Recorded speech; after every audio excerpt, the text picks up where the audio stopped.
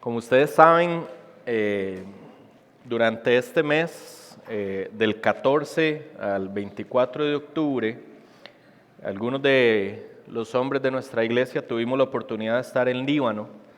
Entonces, hoy quisiera hablarles un poquito, no de los detalles de lo que pasó, ni de la experiencia de lo que pasó, eso va a venir más adelante, pero sí quisiéramos como transmitirles a ustedes como iglesia, cómo lo vivimos nosotros como pastores, siendo yo pastor estando allá, siendo Dani y Andrés pastores estando aquí, cuál es nuestra lectura de la forma generalizada de cómo lo vivió la iglesia, cuál fue la actitud de la iglesia. Entonces queremos hablarles un poquito hoy de eso. Si Dios lo permite, a partir de la próxima semana vamos ya a empezar el libro de Primera de Tesalonicenses y vamos a estudiar Primera de Tesalonicenses versículo por versículo, si Dios lo permite. Pero hoy queremos como aprovechar el momentum, por decirlo así. Todo está fresquito, hace apenas 2 semanas pudimos salir del Líbano y queremos transmitirles a ustedes un poquito desde el corazón de nosotros como pastores, una realidad que nos parece importante que ojalá todos podamos conocer y todos podamos disponer nuestros corazones a que esto es lo que vamos a tener que enfrentar. Y ojalá hacerlos todos como iglesia, confiados y poniendo nuestra mirada en Jesucristo, que es nuestra ancla, como acabamos de cantar. Creo que esas 2 semanas que estuvimos en Líbano, evidentemente, fueron semanas tal vez un poco convulsas a nivel de la seguridad del país, pero podemos garantizarles que pudimos disfrutar del cuidado, de la protección, del amor de Dios, incluso en los detalles más pequeños que uno podría pasar por alto fácilmente, pero que cuando uno va a Cristo uno puede decir, aquí estuvo presente el Señor, en cositas pequeñitas. Entonces, yo creo que, yo les compartí un mensajito de texto ya, creo que un día antes de que nosotros saliéramos del Líbano. Les compartí un mensajito de texto donde les decía que gracias a Dios habíamos logrado cumplir todos los objetivos que como iglesia nos habíamos planteado para ese viaje.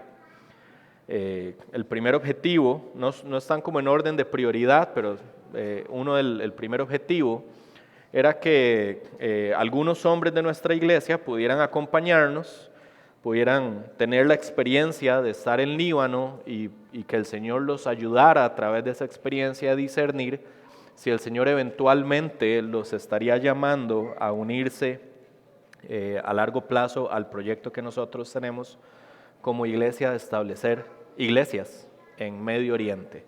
Entonces, gracias a Dios, ahí pudieron estar Beto, pudo estar Kevin, pudo estar Mario. Creo que el Señor les ha hablado a ellos y a sus corazones durante ese tiempo y durante los días posteriores al viaje, y ellos eventualmente estarán compartiendo también en sus propias palabras un poquito con cada uno de ustedes. Entonces, eso fue muy bueno y de mucho provecho.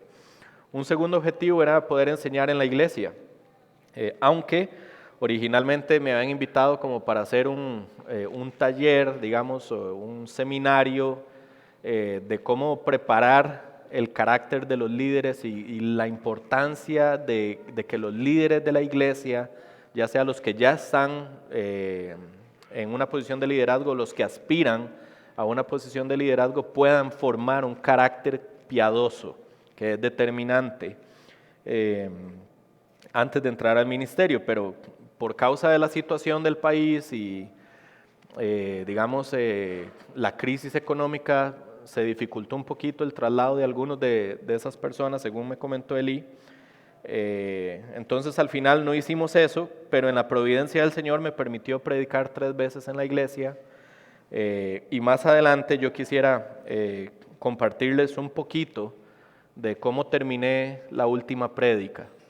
La primera prédica estuvo relacionada con los sufrimientos de Cristo en la cruz del Calvario. Prediqué Isaías 53, No, perdón, esa fue la segunda. La primera fue Apocalipsis 5, de la seguridad de salvación que tenemos porque Cristo nos salvó, Él nos redimió. Después fue Isaías 53, donde les hablé de los padecimientos y los sufrimientos de Cristo para alcanzar la salvación en nuestro favor. Y terminé enseñando 2 Corintios 5:15, que es un versículo que yo siempre les he dicho, tienen que memorizárselo, eso tiene que dominar nuestra mente y nuestro estilo de vida, y es que y por todos murió para que los que viven ya no vivan para sí mismos, sino para aquel que murió y resucitó por ellos. Y al final de esta prédica yo les quiero compartir un poquito de lo que fue el cierre de esa prédica, para que ustedes puedan entender un poquito qué fue lo que yo les enseñé y cómo eso nos va a servir para también aplicarlo nosotros aquí esta mañana y ojalá durante el resto de nuestras vidas. Y el tercer objetivo que teníamos era responder un montón de preguntas que teníamos relacionadas con el ministerio, con el presupuesto, la educación, lugares para vivir, precios de todo tipo de las cosas que cada una de nuestras familias va a necesitar, ¿verdad? Aunque tal vez la prioridad en este caso era nuestra familia porque es la que más cerca está de salir, era bien importante que, cada uno de ellos, con las particularidades de sus familias, también pudieran tener esas respuestas para visualizar eventualmente unirse a ese grupo. Así que, gracias a Dios, todo eso lo logramos. Dios fue bueno con nosotros. Pero, esto es lo lindo del Señor. Mientras nosotros estábamos allá y el Señor estaba trabajando allá en nosotros y a través de nosotros y estaba enseñándonos muchas cosas y estábamos aprendiendo muchas cosas, aquí también el Señor estaba trabajando en cada uno de sus corazones, enseñándoles cosas que como iglesia necesitamos todos aprender. Si nosotros como pastores, ¿verdad? El lunes tuvimos una reunión, siempre nos reunimos lunes cada 15 para hablar de cosas de la iglesia, tener reuniones pastorales. Y yo creo que los tres de manera unánime, llegamos a una conclusión. ¿Cómo definiríamos, cómo describiríamos estas 2 semanas que estuvimos en Líbano en términos congregacionales? ¿Qué es lo que reflejan estas 2 semanas? ¿Qué es lo que ha salido del corazón de la iglesia en estas 2 semanas que nosotros estuvimos en Líbano? Y esta sería la palabra que yo creo que los tres llegamos a concluir: miedo. Miedo. Es interesante porque algunos ni siquiera ven noticias, entonces no sabían lo que estaban pasando. Otros ven noticias y saben lo que estaba pasando y había mucho miedo en términos generales en la congregación. Y quiero decirles algo muy, muy lindo. Yo sé que nos aman y yo sé que su amor hacia nosotros es tanto que realmente no quieren que nos pase nada malo. Nosotros agradecemos ese amor y ese amor nosotros lo celebramos porque realmente debiéramos de amarnos a ese punto, de querer que siempre todos estemos bien, de querer que siempre todo vaya de manera óptima y que ojalá los sufrimientos en este caminar cristiano sean mínimos. Pero vean qué interesante, yo no pude hablar esto con Kevin, con Beto, con Mario, pero cuando yo venía subiendo la rampa el domingo anterior, esta fue como el recibimiento que me dieron algunos. ¡Ay, Juanjo, qué dicha que ya está aquí! ¿Verdad? Fue algo como, o sea, no veíamos el momento donde algo les iba a pasar a ustedes, ¿verdad? Temíamos por sus vidas. Ay, pero, ¿verdad? Como, ay, qué dicha que ya están aquí. Y entiendan, sabemos que eso viene de un corazón que nos ama. Nosotros sabemos que eso viene de un corazón que nos ama y que no quieren que nos pase nada en el campo. Lo curioso, ese día no me llamó tanto la atención eso. Yo esperaba cierto tipo de respuestas así. Por ejemplo, cuando nosotros estábamos pensando ir a Irak y al final no se dio lo de Irak, Muchas personas nos decían, ay Juanjo, que dicha que no van a ir a Irak, ¿verdad? Entonces, esto es lo interesante y esto es lo que me llamó la atención y lo que me puso a mí a reflexionar un poquito sobre dónde estamos como iglesia. El martes llegué a la clase de karate que tengo en la mañana y adivinen cómo me recibieron las personas de la clase de karate. Ay Juanjo, que dicha que ya está aquí. Y eso como que me hizo a mí pensar inmediatamente, suave un toque, suave un toque. ¿Cómo es que nosotros que estamos en Cristo, que estamos en la fe, que tenemos la palabra de Dios, que tenemos sus promesas claras establecidas en la Escritura, respondemos a esta situación igual que están respondiendo mis compañeros de karate que no tienen una relación con Dios, que no creen en Cristo, que no saben nada de lo que dice la Escritura? ¿No se supone que nosotros deberíamos de estar informados por algo celestial que nos lleve a responder de manera distinta a cómo responde el mundo? Y eso me llamó mucho la atención. ¿Cómo es que creyentes y no creyentes respondemos a esta situación con, ay Juanjo, qué dicha que ya está aquí?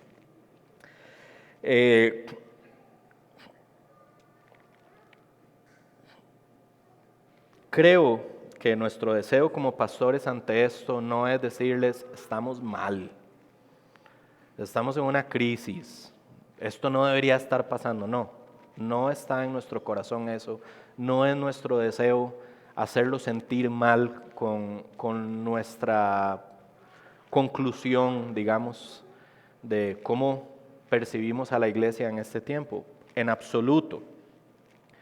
Yo creo que sí hubo miedo. Y les puedo contar un poquito más adelante otros elementos de por qué entendemos que hubo miedo. Nuestro interés con esto, en este momento, es que no ignoremos dónde estamos. Una de las peores realidades que puede vivir un cristiano es ignorar el lugar donde espiritualmente está.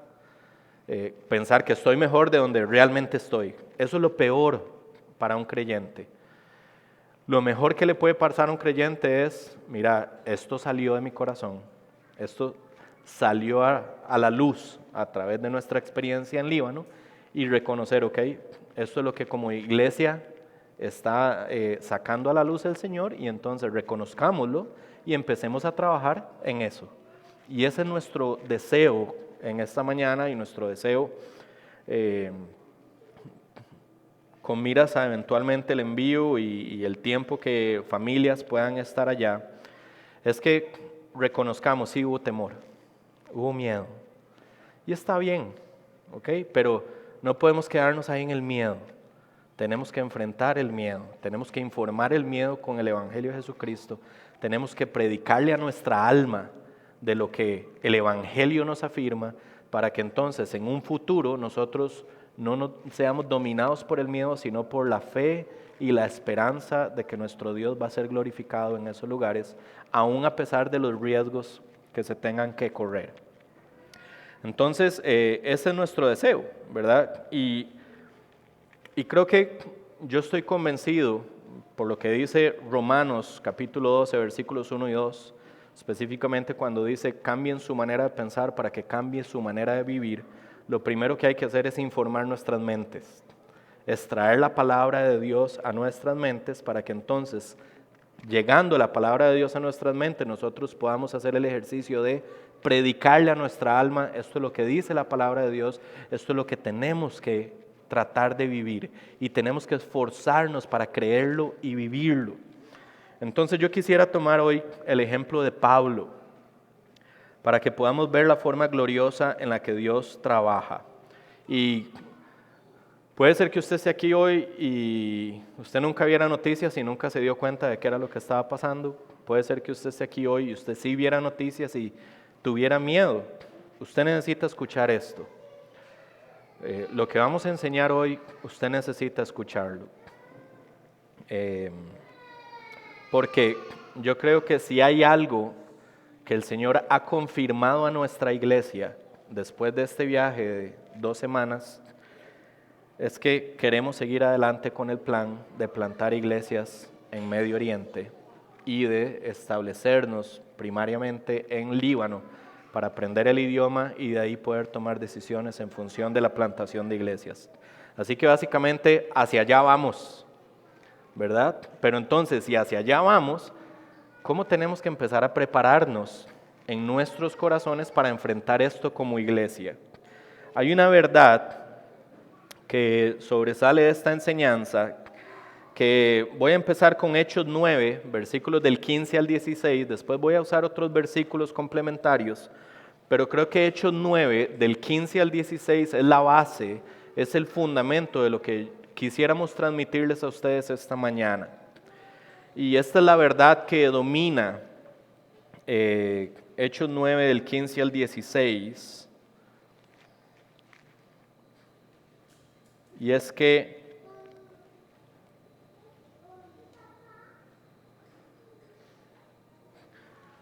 los que llevan el nombre de Cristo tienen que padecer por Cristo. Voy a repetirlo. Los que llevan el nombre de Cristo tienen que padecer por Cristo. Okay, ahorita les voy a explicar qué significa llevar el nombre de Cristo, pero tengan esa realidad en mente para que informe todo lo que nosotros vamos a enseñar esta mañana. Entonces, vean lo que dice Hechos 9, versículos 15 al 16. Dice: pero el Señor le dijo, ve, porque Él es mi instrumento escogido para llevar mi nombre en presencia de los gentiles, de los reyes y de los israelitas, porque yo le mostraré cuánto debe padecer por mi nombre. No sé si se acuerdan, en el contexto de Hechos 9 nos relata cuando Pablo va camino a Damasco, él va con toda la intención de apresar cristianos en la ciudad de Damasco, pero en el camino a Damasco Jesucristo se le aparece, él queda por algunos días con un impedimento de ver con claridad y el Señor Jesucristo está conversando con Ananías y le está hablando sobre Pablo y le está diciendo, vaya donde está Pablo para que él pueda recuperar la vista. Evidentemente Ananías tiene sus dudas porque conoce de Pablo y sabe que es un asolador de la iglesia, o eso era lo que era hasta ese momento en el que Cristo se le aparece, pero cuando Cristo le dice a Ananías, ve, él le da la razón fundamental por la cual tiene que ir. Y le dice, Él es mi instrumento escogido para llevar mi nombre en presencia de los gentiles, de los reyes y de los israelitas. Lo que está sucediendo aquí en Hechos 9 es algo impresionante. Jesús se está convirtiendo a un hombre que era su enemigo en un instrumento escogido. Ese es el poder transformador que tiene Jesucristo, nuestro Salvador. Ahora, ¿qué implica que Pablo vaya a ser un instrumento escogido? El mismo texto nos dice, bueno, es que él va a llevar mi nombre en presencia de reyes, gentiles, reyes e israelitas. Y esa expresión, llevar mi nombre, específicamente quiere decir testificar de la persona y la obra de Jesucristo en favor del pecador.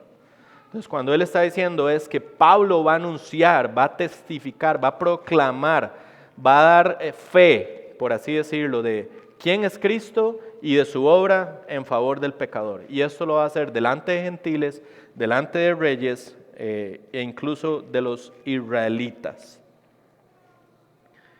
Es impresionante, ¿verdad? Esto es pasar de ser perseguidor de la iglesia y merecedor del infierno a ser salvo por gracia y testigo de Cristo. Eso es algo impresionante. Eso nos habla de las cualidades de nuestro Señor y Salvador Jesucristo, su paciencia, su amor, su misericordia. Pero vean lo que dice el versículo 16. Porque yo le mostraré cuánto debe de padecer por mi nombre.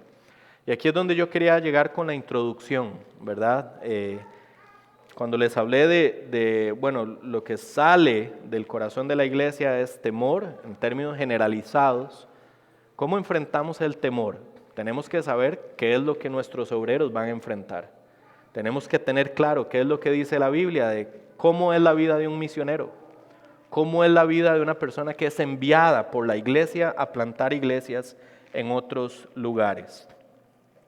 Y lo que el texto nos está diciendo es que testificar de la persona y la obra de Cristo en favor de los pecadores, donde antes no se ha testificado, incluye padecimientos para esas personas. Incluye padecimientos para esas personas. Y es muy lindo porque Jesús no se lo escondió a Pablo. Él se lo dice a Ananías y es muy posible, se infiere por el texto, que Pablo haya conocido de antemano que cuando empezara sus sufrimientos, su ministerio, ahí iba a empezar sus sufrimientos. Algunos estiman que pasaron unos hasta 13 años, 14 años casi antes de que empezara su ministerio hacia el mundo. Pero Pablo sabía que si yo voy a ir en esa dirección, yo voy a tener que enfrentar padecimientos. Cristo se lo está diciendo, yo le voy a mostrar cuánto ha de padecer por causa de mi nombre. Entonces, hoy la Biblia tampoco nos esconde a nosotros, los que queremos ser enviados por la iglesia para predicar de Cristo, para testificar de Cristo, que vamos a padecer por Cristo. La Biblia no nos lo esconde, la Biblia no se lo esconde a la iglesia.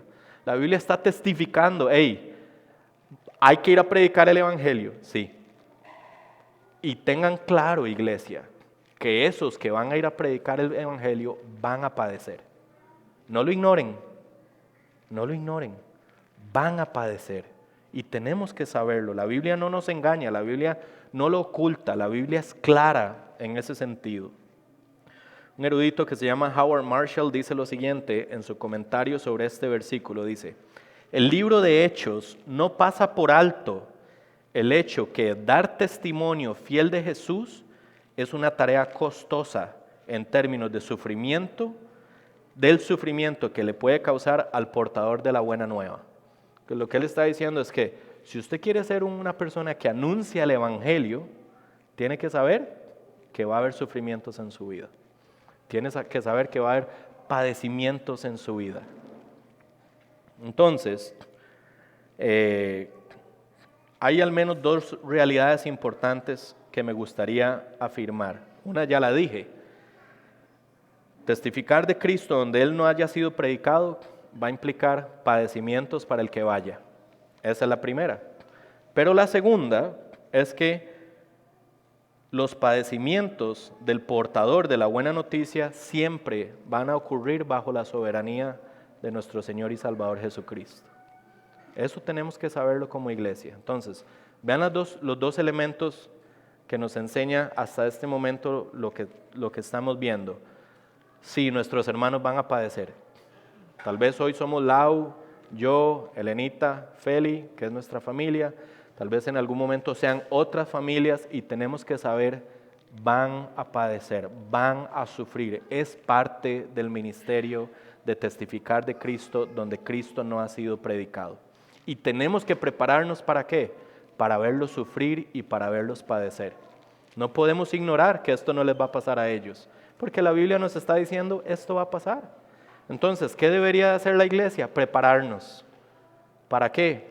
Para experimentar junto con ellos esos padecimientos, porque no los vamos a poder negar, no los vamos a poder evitar. ¿Okay? Yo creo que no es en vano, por ejemplo, que en Mateo 9, versículos 37 a 38, esto es lo que dice Jesús, dice: entonces dijo a sus discípulos, la cosecha es mucha, pero los obreros son pocos. Por tanto, pidan al Señor de la cosecha que envíe obreros a su cosecha. Esta es la palabra de Dios en la persona de Jesús. Y Él está afirmando la realidad. La cosecha es mucha, pero los obreros son pocos. Esto podría darnos a entender que porcentualmente el número de cristianos que son enviados a predicar a los lugares en donde Cristo no ha sido predicado es extremadamente bajo en comparación con el número de cristianos de las iglesias locales.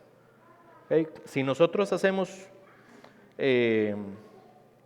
un estimado, yo creo que menos de un 0,0000005% de los creyentes a nivel global están actualmente siendo enviados a predicar a los lugares donde Cristo no ha sido predicado.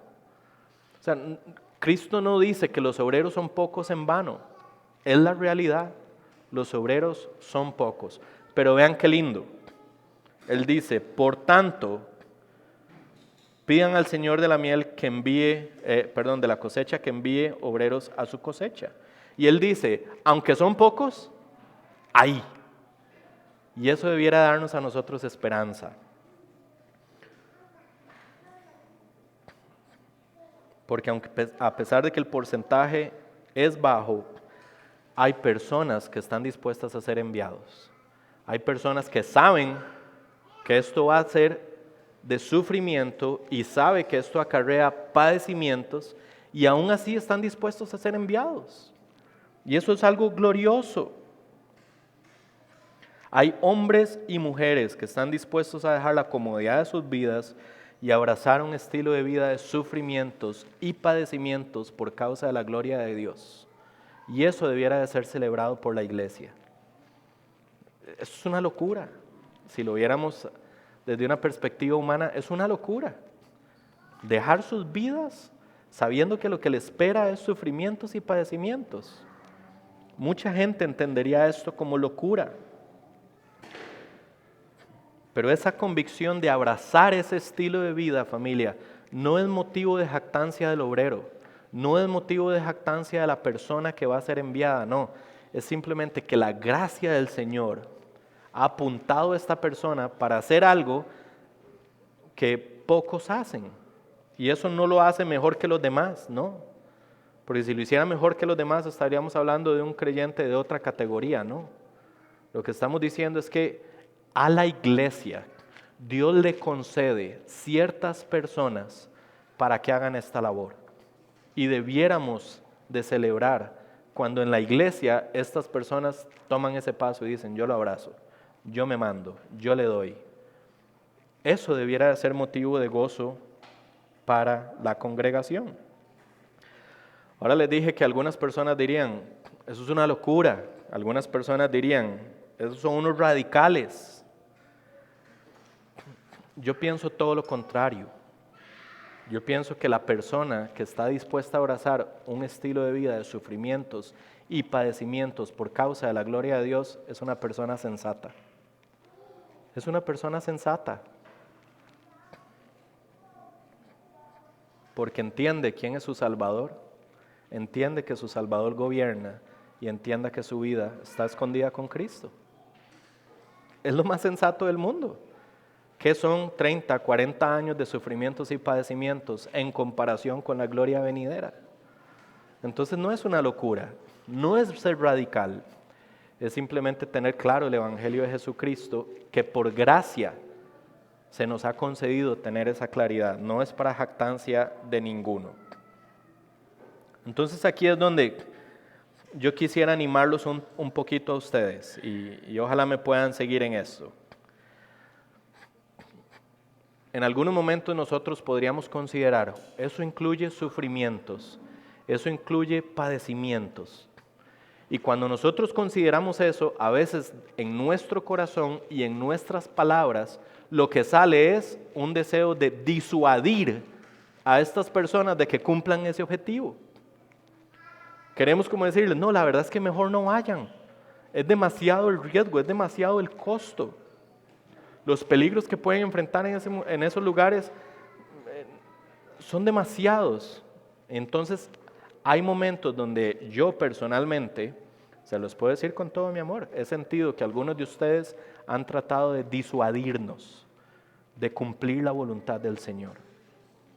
Y lo digo esto con mucho amor y con mucho cariño. ¿Okay? Cristo tenía que cumplir una tarea. Él tenía que cumplir una labor. Y su tarea y su labor fue dar su vida en la cruz del Calvario por los pecados suyos y los míos. Cuando Cristo le transmite la voluntad de Dios a sus discípulos, sale uno de sus discípulos, que es Pedro, y le dice, jamás, imposible. ¿Cuáles son las palabras que le da Jesús a uno de sus hermanos que está tratando de disuadir que Cristo lleve adelante su obra en la cruz del Calvario? Le dice, apártate de mí, Satanás, estás pensando como hombre. Básicamente eso es lo que les está diciendo. Ahora, yo jamás le diría a ninguno de ustedes, apártate de mí, Satanás, porque si lo digo se van de la iglesia. Lo que yo les quiero decir, familia, es que tenemos que ser muy cuidadosos de que nuestros deseos personales, que yo entiendo que son por el bienestar de nosotros, se sobrepongan a la voluntad de Dios revelada en las Escrituras. Cuando la palabra dice, vayan y hagan discípulos de todas las naciones, no es un mandato que nosotros debemos de considerar si lo hacemos o no lo hacemos. No todos van a ser enviados, pero eso es lo que les digo, que el Señor va a dar cierta gracia a ciertas personas para decir, yo voy. Y cuando eso pasa, debiéramos de decir, vamos con ustedes, ¿verdad? Ahora, vean qué lindo. Esto es lo contrario a tratar de oponerse a la voluntad del Señor. Y esto es lo que yo quisiera animar a la congregación. En vez de tratar de disuadir a estas personas que están de este lado, queriendo abrazar una vida de sufrimientos y padecimientos por la causa de Cristo, y traer a estas personas hasta acá, para que no vayan por los peligros que pudieran enfrentar, ¿no sería más lindo que los que están acá dijeran, ¿qué es lo que tienen estas personas? ¿Qué es lo que creen estas personas? ¿A qué Dios conocen? ¿Cuáles son sus convicciones? ¿Por qué viven de esa manera? ¿Por qué tienen tal disposición? ¿Qué es lo que gobierna la mente y el corazón de estas personas para tener la disposición de tomar una vida de sufrimiento y padecimiento por la causa de Cristo y más bien nosotros aprender de ellos? ¿Tiene sentido? Si nosotros estamos aquí, no queramos disuadirlos a ellos. Más bien dispongámonos a aprender de ellos. Pablo, por ejemplo, le dice a los corintios en 1 Corintios 11:1, dice, sean imitadores míos como yo soy imitador de Cristo. Entonces la idea es que si ellos están tratando de imitar a Cristo, no tratemos de disuadirlos de que imiten a Cristo. Cristo nos dijo, yo les he dejado el ejemplo para que ustedes sigan mis pasos. ¿Y cuáles fueron sus pasos? Fue un camino de sufrimiento para después llegar a la gloria. Y si nosotros tenemos que seguir sus pasos, nuestro camino será de sufrimiento, pero tenemos plena certeza que eventualmente estaremos en su gloria. ¿Por qué queremos negar los sufrimientos de la vida del cristiano? ¿O por qué quisiéramos nosotros negar los sufrimientos a los misioneros que enviamos a predicar? No se puede, es parte del ministerio. Usted compra un animalito, un perrito, un gatito. Los que dicen que compran gatos, dicen que eso es terrible. Yo no me gustan mucho los gatos, pero dicen que los gatos no se compran, los gatos se adoptan. El punto es que usted compra o adopta un perrito o un gato, ¿con qué viene todo eso? Viene con un paquete. Tiene que limpiar las caquitas, tiene que limpiar los orines, tiene que llevarlo al veterinario, tiene que comprar alimentos, etc. Bueno, la vida del obrero viene con un paquete y ese paquete es padecimientos. Es padecimientos. Entonces no podemos negarlo, no podemos evitarlo. Pero sigamos con el caso de Pablo. Antes de que empezara su ministerio, él sabía que ese ministerio incluía sufrimientos y padecimientos. Pero aún a pesar de esos sufrimientos y padecimientos, familia, yo les puedo decir que no hay mejor labor para hacer en este mundo que testificar a Cristo. No hay mejor labor que un hombre o una mujer pueda hacer en este mundo que testificar de Cristo, aun cuando eso incluya sufrimientos y padecimientos. Veamos entonces ya la vida, porque Jesús le dice, usted va a sufrir, va a padecer por causa de mi nombre. Ok, veamos la vida de Pablo a ver cómo fueron esos sufrimientos y esos padecimientos. Vean lo que dice 2 Corintios 11, del 23 al 28. Dice, Pablo aquí está defendiendo un poco su apostolado, pero nos va a servir para entender cuáles fueron sus padecimientos. Dice, son servidores de Cristo, hablo como si hubiera perdido el juicio. Dice, yo más. Ahora, ¿cuál es la evidencia? ¿Cuál es el fundamento que Pablo pone para decir yo soy más servidor de Cristo que muchos de esos que andan por ahí diciendo que son servidores de Cristo? Sus padecimientos, sus sufrimientos son la base del apostolado genuino de Pablo. Vean lo que dice. En muchos más trabajos, ojo, en muchos más cárceles. O sea que una de las posibilidades en la vida de un creyente es que sus sufrimientos se traduzcan en encarcelamiento. Vea lo que dice, en azotes un sinnúmero de veces. Esto quiere decir que una de las posibilidades de cómo se pueda experimentar los sufrimientos y los padecimientos en la vida de una persona que es enviada a testificar de Cristo es castigo corporal, torturas, por ejemplo. Vea lo que dice, con frecuencia en peligros de muerte. ¿Qué quiere decir esto? Bueno, que uno de los sufrimientos o padecimientos se puede ver como su vida va a estar en riesgo. Esto caracteriza la vida de un obrero. Vean lo que dice, versículo 24. 5 veces he recibido de los judíos 39 azotes. 3 veces, no son pocas, son 5. Ahora, 3 veces he sido golpeado con varas. 1 vez fui apedreado. Y ojo, lo dejaron de apedrear porque pensaron que estaba muerto. 3 veces naufragué y he pasado una noche y un día en lo profundo. Él sabía cuáles eran sus padecimientos, pero ahora nos está diciendo cómo se vieron sus padecimientos. Vean lo que dice a partir del versículo 26, y solamente en el versículo 26, con frecuencia en viajes, dice, en peligros de ríos, en peligros de salteadores, en peligros de mis compatriotas, en peligros de los gentiles, peligros de la ciudad, peligros en el desierto, peligros en el mar, peligros entre falsos hermanos. Solo en el versículo 26, en 8 ocasiones, se nos describe la misma palabra, peligros.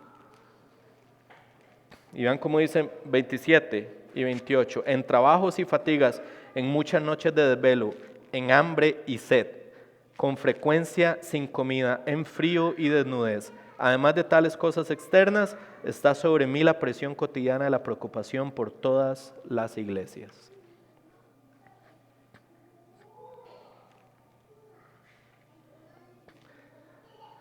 Cuando nosotros vemos cómo fue la vida de Pablo, ya estando adentro del ministerio, entre otras características, una de ellas definitivamente es peligros. Una vida que constantemente estuvo en riesgo. Y nosotros haremos bien en entender que esa lista que aplicó para Pablo, también va a aplicar para las personas que nosotros enviemos al campo. Déjenme darles un ejemplo. Si alguno de ustedes en algún momento ha estudiado historia de la iglesia, tal vez ha escuchado los moravos. Los moravos en los siglos anteriores, ellos enviaban misioneros. Enviaron un montón de misioneros y tenían, es algo que nosotros incluso podríamos aprender e imitar. Tenían cadenas de oración donde cada uno de los miembros estaba orando de tal manera que a toda hora alguien estuviera orando durante todo el día. Es impresionante. Bueno, pero una de las cosas que hacían los moravos era que cuando enviaban un obrero al campo, se despedían de él como si nunca más lo fueran a ver. Porque ellos sabían a qué los estaban enviando. Y no los estaban forzando. Nadie va al campo obligado, familia. Nadie puede ir al campo obligado. Eso es una gracia que Dios concede, que le dice a ciertas personas, vayan, y esas personas simplemente toman ese rumbo de vida. Y es glorioso y hay que celebrarlo. Esta obra implica sufrimientos, implica desgastes, implica peligros, implica frustraciones, implica traiciones, implica soledad, incluso muerte. Todo eso es parte de los sufrimientos que, familia, nuestros misioneros van a experimentar. No lo podemos negar ni lo podemos evitar. Entonces tenemos que prepararnos para cómo lo vamos a enfrentar, cómo lo vamos a vivir. Y aquí es donde el Evangelio tiene que informar nuestras mentes. Por ejemplo, les hago una pregunta. No tienen que responder ni levantar las manos ni nada de eso, simplemente evalúense ustedes en sus corazones. ¿Alguno de ustedes pensó que el hecho de que nosotros hayamos ido al Líbano en medio de una guerra que está ocurriendo en ciertas regiones particulares del Líbano fue imprudente o fue irresponsable?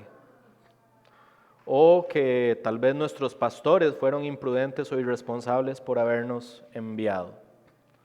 Que nuestros pastores debieron de habernos prevenido de exponernos a toda esa situación. Ahora déjenme hacerles esta pregunta. Cuando ustedes leen el Nuevo Testamento y ven la historia de Pablo, ¿alguno de ustedes diría que Pablo fue imprudente? ¿Alguno de ustedes diría que Pablo fue irresponsable?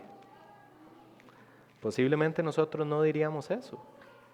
Entonces, si no lo decimos de Pablo, ¿por qué a veces nosotros, cuando nosotros nos toca hacerlo, decimos, eso es una imprudencia, eso es una irresponsabilidad, no deberían de hacerlo, es demasiado el riesgo? Déjenme hablarles del beneficio de la forma en la que Pablo vivió su vida. Lo que sabemos de su obra es que aún sigue beneficiando a la iglesia en el año 2024 y seguirá beneficiando a la iglesia hasta que Cristo regrese. Tenemos 13 cartas, los fundamentos teológicos más profundos sobre los cuales nosotros basamos y sustentamos nuestra vida cristiana son a partir de los sufrimientos y los padecimientos de Pablo. ¿Cuántas cosas nosotros no hemos aprendido de las cartas de Pablo? ¿Cuántas veces nosotros no celebramos la vida de Pablo y decimos, qué increíble cómo Dios utilizó a este hombre? Qué increíble cómo este hombre enfrentó todo lo que se le vino encima. Y por eso él en Filipenses 4 dice, todo lo puedo en Cristo que me fortalece. En la necesidad o en la abundancia, todo lo puedo en Cristo que me fortalece. ¿Cuánto tenemos que aprender de este hombre? Claro, pero lo aprendemos ¿por qué? Porque este hombre sufrió y padeció por causa de Cristo. Porque si él no se hubiera dispuesto a esto, no tendríamos nada de Pablo. Pablo hubiera pasado la historia como hombre ordinario. Pero no, hoy nosotros tenemos en Pablo un modelo de Cristo en un ser humano que no es Dios, pero vemos en él un carácter, una entereza, una disposición, una confianza, una fe increíble que nosotros podemos decir, si ese es un hombre que antes era perseguidor de la iglesia y merecedor del infierno, y Dios lo utilizó de esa manera, ¿por qué nosotros podríamos negar que Dios pueda utilizar a personas de esta forma? En el presente, no es el mismo espíritu que obra en nosotros. Si el espíritu nunca cambia, es el mismo de hoy, ayer y de siempre, porque es Dios y es inmutable. La forma en la que Dios operó en Pablo podría operar en nosotros. La pregunta es, ¿tenemos la fe de que opere en la misma manera y que se produzca un fruto espiritual? Tal vez no igual al de Pablo, pero que se produzca fruto espiritual a través de la vida de estas personas. Yo les quiero hablar de una convicción personal de la que ninguno de ustedes me puede disuadir. Esta es una convicción personal que nace de la palabra de Dios y es la razón por la cual yo vivo como vivo, de manera imperfecta porque no soy perfecto. Pero yo tengo una misión en este mundo y está formada por la Escritura. Si mi vida, la vida de mi esposa y la vida de mis hijos puede ser usada por Dios para que un solo libanés o un solo árabe se conviertan al Señor, aun cuando esto resulte en nuestra muerte, entonces habremos vivido para un propósito eterno. Y un hermano en Cristo habrá llegado a casa. Y ninguno de ustedes me puede disuadir de esto, porque este es el mensaje del glorioso evangelio de Jesucristo, que yo no vivo para mí, sino para aquel que murió y resucitó por mí. Y si ustedes saben de dónde me salvó el Señor, yo no tengo otra forma de decirle al Señor, Señor, aquí está mi vida. No tengo otra forma. Entonces, corran con nosotros esta carrera. No traten de disuadirnos, dispónganse a sufrir, porque nosotros lo sufriremos en la carne y estamos dispuestos a eso. Dispónganse ustedes también a sufrir con nosotros desde aquí. Y cuando estemos en nuestro sufrimiento, no nos digan, vénganse, vénganse, vénganse. No digan, perseveren, esfuércense, sosténganse en la fe del Señor Jesucristo. Él les va a dar lo que ustedes necesitan. Manténganse, sean fuertes en el Señor. No se dejen vencer por las tentaciones, por los temores. El Señor reina, el Señor gobierna, Él es el soberano. Él está con ustedes. Esas son las palabras que necesitaremos escuchar de ustedes. Y necesitamos prepararnos para que cuando nuestros obreros estén sufriendo allá, esas sean las palabras que nos lleguen estando allá. ¿Tiene sentido lo que estoy diciendo? Podemos tener, familia, plena certeza de que si nuestros sufrimientos tienen un impacto eterno, entonces habremos cumplido el propósito de vida que Cristo nos ha dado. Y ahí es donde yo quiero estar. Y hacia allá yo quiero llevar a mi familia. Y hacia allá yo quiero apuntar a mis hijos para que cuando ellos estén grandes sigan ese camino, porque han visto ese modelo y han visto ese ejemplo. Y ojalá todos podamos ir en esa dirección. Si Dios nos concede salir al campo, aún en la tristeza por nuestros padecimientos, podemos alegrarnos, familia, de que hay personas que están viniendo a la fe y sobre todo que nuestro Dios estará siendo glorificado por algunos que estaban glorificando a dioses falsos. Si usted me dice que eso no es lo más glorioso que puede pasar en el mundo, entonces estamos viviendo esta vida en vano. Pero si eso es lo más glorioso, yo quiero vivir para lo que es más glorioso. Yo no me quiero contentar con cosas de segundo, tercer, cuarto o quinto nivel. No, yo quiero vivir para lo que es más glorioso. Y lo que es más glorioso es ver a mi Dios siendo glorificado donde no está siendo glorificado. Pablo fue llamado, fue advertido de sus sufrimientos y de lo que implicaba testificar de Cristo, y nos describe la gran cantidad de padecimientos que tuvo por causa de Cristo. Entonces ya vimos el anuncio previo a su ministerio, ya vimos su ministerio. Veamos entonces cómo termina su ministerio. ¿Cuáles son las últimas palabras que tenemos registradas del apóstol Pablo en las Escrituras? Segunda de Timoteo 4, versículos 6 y 8 dicen lo siguiente. Esto es glorioso. Dice: porque yo ya estoy para ser derramado como una ofrenda de libación, y el tiempo de mi partida ha llegado. He peleado la buena batalla, he terminado la carrera, he guardado la fe. Vean el 8, es maravilloso. En el futuro me está reservada la corona de justicia que el Señor, el juez justo, me entregará en aquel día, y no solo a mí, sino a todos los que aman su venida. Esto nos permite saber que desde antes de empezar su ministerio, ¿dónde estaba la mente de Pablo? En la eternidad. Lo que guió y sirvió de fundamento para todo el ministerio de Pablo fue lo que Cristo hizo por él y el destino que Cristo aseguró para él. Cuando yo entiendo lo que Él hizo y cuando yo entiendo hacia dónde voy, yo me puedo entregar completamente a la voluntad del Señor, sin ninguna restricción. Eso es lo que vemos en Pablo. Pero lo que está diciendo esto es que cuando Él dice, he peleado la buena batalla, he terminado la carrera, he guardado la fe, me espera la corona que Cristo me va a entregar, es como si Pablo nos estuviera diciendo, ¿saben qué? Si yo tuviera que volver al inicio, y Cristo me volviera a decir, Pablo, puedes volver a tener una segunda vida y puedes escoger ministrar, pero ¿sabes qué? Esto va a implicar sufrimientos y padecimientos. Es como si Pablo nos estuviera diciendo, yo lo volvería a escoger, yo lo volvería a hacer, yo volvería a pasar por todo lo que pasé, por la gloria de Dios y la salvación de los muchos hermanos que Dios ha escogido. y que usó el ministerio de Pablo para traer a tantas personas a la fe cristiana. Este hombre está a punto de ser ejecutado. Nosotros, por la tradición, creemos que Pablo fue decapitado. Pero vean lo que dice en ese mismo capítulo 4, en el versículo 18.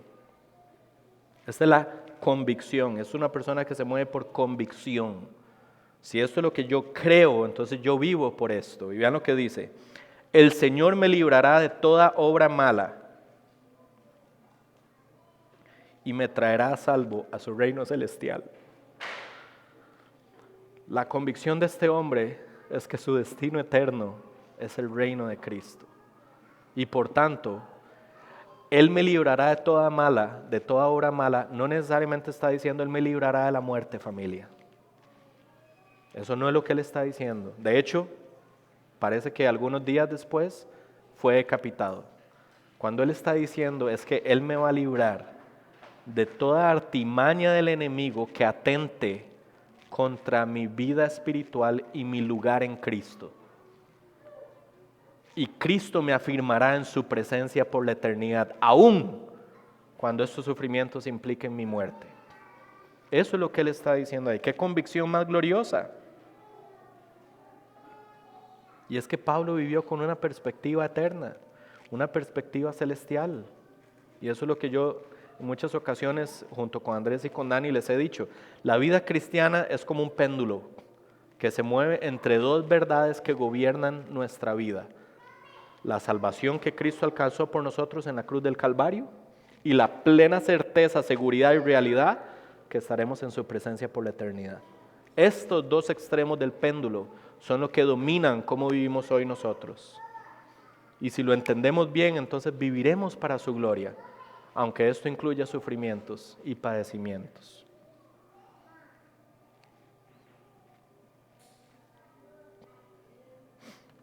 La realidad, familia, es que en la actualidad los lugares en donde Cristo no ha sido predicado son los lugares más peligrosos del mundo.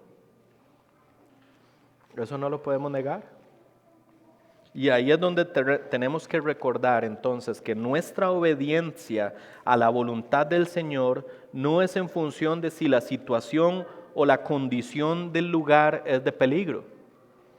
Nuestra obediencia a la voluntad del Señor es porque el que gobierna, que es Señor de nuestras vidas y amo de nuestras vidas, habló. Y Él dijo: vayan y hagan discípulos. Él no está diciendo no vayan a los lugares difíciles. Él está diciendo vayan y hagan discípulos. Ahora, ¿qué es lo que nos dice? ¿Vayan a sus expensas? No, nos dice: yo estaré con ustedes hasta el fin del mundo. Familia, no hay nada más glorioso, se los digo, que estar ahí en Líbano y decir: qué increíble cómo Dios gobierna aquí. Qué increíble cómo mi Salvador Jesucristo está gobernando en este lugar y es soberano sobre este lugar. A pesar de que esté pasando lo que está pasando, Él es soberano. Él gobierna. Eso es precioso. La vida cristiana es preciosa. Es un asombro tras asombro, tras asombro, tras asombro, tras asombro. Yo creo que ayer le estaba hablando con Fede y yo le decía: es que uno nunca deja de asombrarse. El día a día, si uno tiene una perspectiva cristocéntrica, siempre hay razones para asombrarnos por el Señor en el día a día. Es impresionante. Lo que pasa es que muchas veces andamos tan ajetreados que perdemos de vista las múltiples bendiciones que tenemos, que de no ser por la gracia del Señor, posiblemente no las tendríamos. Pero son tan frecuentes, tan constantes y tan vastas que muchas veces los consideramos como si fuera algo ordinario. Y no lo es. Estar allá produjo en mí personalmente un asombro increíble.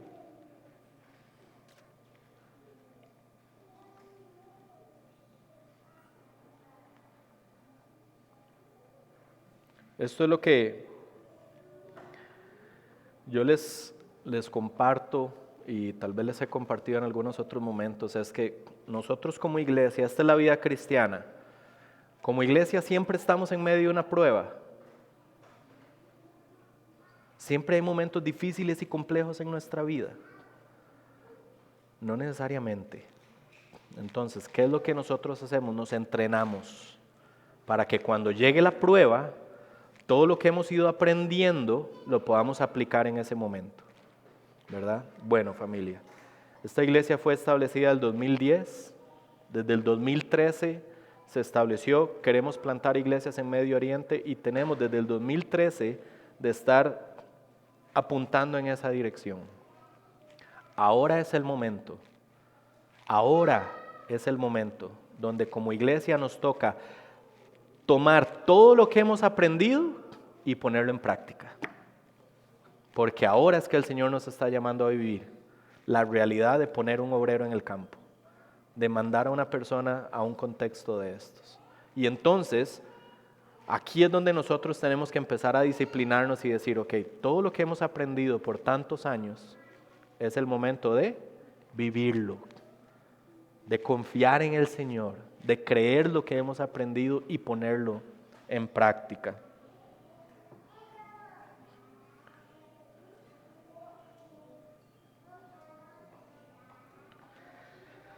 Quiero compartirles un poquito de lo que fue mi última prédica en Líbano. Ahora, pónganse ustedes en los zapatos de libaneses en este momento. Quiero explicarles un poquito el contexto para que puedan entender. Desde 1975, Líbano ha estado en guerra contra diferentes países por diferentes razones, pero nunca no ha habido una sola generación que no haya tenido que experimentar la guerra. La guerra en este momento es porque hay un grupo de musulmanes chiitas que, apoyados por Irán, han ido expandiendo su conquista dentro del Líbano a través de masacres y poderío militar. Ahora, ese grupo eventualmente estableció un partido político y eso es lo que se llama Hezbollah. Entonces, la guerra de Israel en este momento no es contra los libaneses, es contra Hezbollah. Entonces, el libanés común, por lo que nosotros pudimos conocer, evidentemente no quiere la guerra porque nadie quiere guerras. Pero ellos entienden que ellos como libaneses no tienen el poderío militar para destruir a Hezbollah y volver a establecer el orden del país como lo tenían antes de que estuviera Hezbollah. Entonces ellos están entendiendo que la única forma en la que Hezbollah va a ser destruido es si Israel entra y los destruye. Así que hasta cierto punto ellos como que no quieren la guerra, pero están orando para que Dios utilice a Israel para destruir a Hezbollah. Son cosas que tal vez no manejamos a menos de que estemos empapados un poquito del asunto, pero imagínense que ustedes son libaneses, están viendo que eso está pasando en el país y ustedes son la iglesia de Cristo.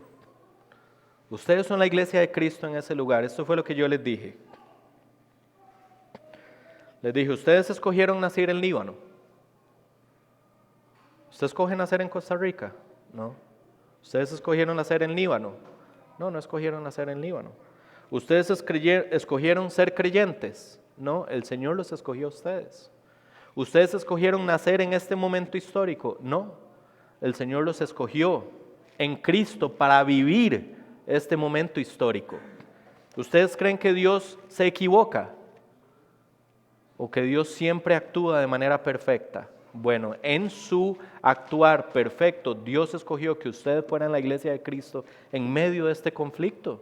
Para este tiempo los tiene el Señor aquí en Líbano. Y les dije, no hay mejor momento para ser un creyente libanés que este momento. Si tuviéramos una perspectiva espiritual, familia, no hay mejor momento para ser un creyente libanés que en este momento. Porque el Señor ha utilizado históricamente los momentos de mayor riesgo y de mayor peligro para su iglesia, para hacer crecer a su iglesia. Históricamente está documentado las formas en que la iglesia del Señor se ha expandido y el Evangelio de Jesucristo ha crecido en los momentos más difíciles, porque las personas, ahí es donde reconocen, necesitamos un Salvador. Y qué glorioso es ser la iglesia de Cristo en ese contexto. Tal vez muchos de nosotros dirían, no, eso no es glorioso. Familia, si tuviéramos una perspectiva espiritual sería glorioso. Y les dije esto, sin Cristo es posible que ustedes no tuvieran una sola razón para permanecer en Líbano en medio del conflicto en el que están viviendo. ¿Por qué razón yo voy a permanecer en este lugar? Sin Cristo. Pero con Cristo es posible que no exista ni una sola razón para salir del Líbano en medio de este contexto. Porque el Señor los escogió para vivir en este momento histórico y que fuera en este momento histórico donde testificaran de Cristo a su país que tanto lo necesita. Y entonces esto sería algo como lo que yo le diría a la iglesia de nosotros, Iglesia La Gracia, 6 de octubre del 2024.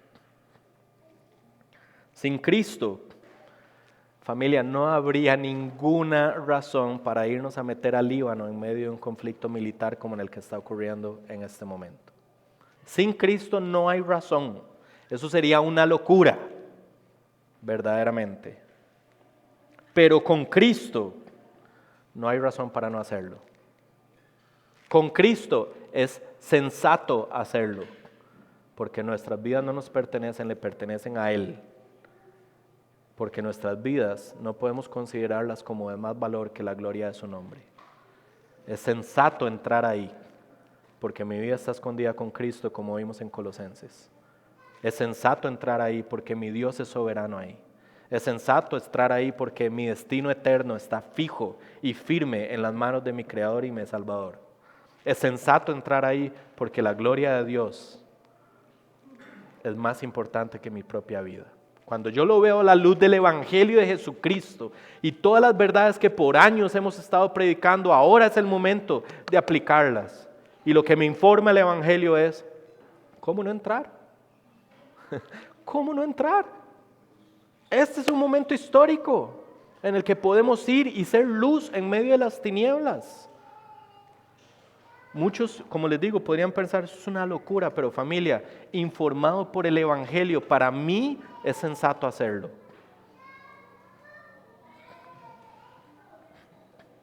Mi vida, familia, yo no la estimo como algo más valioso que la gloria del Cordero que fue mutilado y crucificado por mi salvación. Yo no la estimo como más valiosa que eso. Y si el Señor me dice, vaya, y yo siento la convicción personal, y mis pastores sienten la convicción del Señor también de que este es el momento, de que este es un buen tiempo, de que el Señor nos está mandando, familia, esa es la confirmación de mi llamado personal. Vamos a ir, familia. Vamos a ir. Y no vamos a negar los sufrimientos y no vamos a negar los padecimientos que nos tocará enfrentar. Pero si yo les he dicho a ustedes, memoricen 2 Corintios 5:15, ahora es que nos toca aplicarlo. Y yo no les puedo memorícenmelo y ahora echarme para atrás. No, familia. No hacemos esto por las circunstancias del lugar, lo hacemos por la gloria del que nos salvó. Entonces yo quisiera, familia, que considerando la gracia de Dios que nos da la convicción para ir, tengamos la disposición de padecer juntos. Tengamos esa disposición. Tengamos la certeza de que Cristo es soberano en Líbano y la certeza de que Cristo nos traerá a salvo a su reino celestial. Nos mueve el deseo de ver a nuestro Señor glorificado y la certeza de que nuestra vida está en sus manos. Veamos esto, familia, no con miedo. Veamos esto con la esperanza y la fe y la certeza de que en medio del pueblo libanés Dios ha escogido personas para ser salvas y de que a través de nosotros van a haber personas que van a venir a la fe. Si nuestra vida, les repito, sirve para que una sola persona llegue a la fe y se vuelva a un adorador del Señor, nuestra vida no habrá sido en vano. Nuestra vida habrá tenido un propósito eterno. y se vivió para la gloria de Dios. Con una sola persona, familia, con una sola persona. Tengamos todos esa convicción. Solo tenemos esta vida para servir al Señor. Hagamos que cuente, familia. Hagamos que cuente. Que tenga un impacto eterno, porque el Señor lo merece. Si usted cree que el Señor lo merece, este es nuestro tiempo, iglesia. Para esto nos llamó el Señor en este momento. Para esto nos tiene siendo cristianos en Iglesia La Gracia en el 2024. Este es nuestro tiempo, iglesia. Este es el momento de dar el paso adelante, con fe, con convicción, con seguridad. Y saber que si en algún momento nos pasa algo, en ese momento entramos en la presencia del Señor, así que es glorioso. Por eso Pablo dice, para mí el vivir es Cristo y el morir es ganancia. Si vivo, quiero vivir para Cristo, pero si muero, me fui con Cristo. Celebren. Celebren. Sus hermanos que fueron enviados llegaron a la meta. Eso es glorioso. Ahí no es donde queremos estar todos. Entonces, familia, dispongámonos de todo corazón, Señor, haz tu voluntad en nuestra iglesia para la gloria de tu nombre. Señor, yo te pido, Padre, que nos ayudes a entender, Señor, que si lo que vemos revelado en tu palabra, creemos que eso es verdad, entonces necesitamos vivir por ello, Señor.